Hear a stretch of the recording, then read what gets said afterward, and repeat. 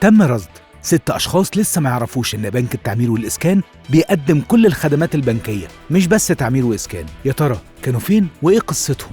هنعرف دلوقتي. مساء الخير، كان إيه إحساسك لما عرفت إنك من آخر 6 عرفوا إن بنك التعمير والإسكان بيقدم خدمات بنكية؟ والله يا ابني أنا آخر حاجة كنت فاكرها إنه تعمير وإسكان بس، فوقت لقيته بيقدم خدمات بنكية كتير. إيه مش هتقولي كفاية ولا إيه؟ كفاية يا أستاذ. طب ناوي على إيه بقى، شهادات وقروض؟ أطلع من هنا بالسلامة بس، وعلى أقرب فرع أشوف إيه الحكاية دي.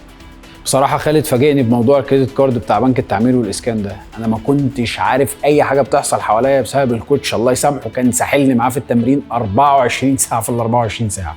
عاش يا كابتن، كمل تمرينك زي ما انت وقدم على كريدت كارد من الابليكيشن واشتري كل اللي نفسك فيه، وفي بوينتس وتقسيط وعروض، وطبعا تقدر تستخدمه اونلاين. شكلك عرفتي. ايوه، وهروح افتح حساب توفير حالا في بنك التعمير والاسكان.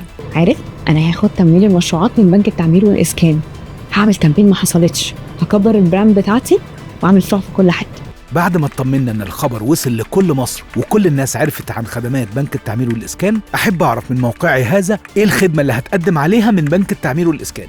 اكتب لنا في الكومنتس ودوس على اللينك عشان تعرف اكتر عن خدمات البنك.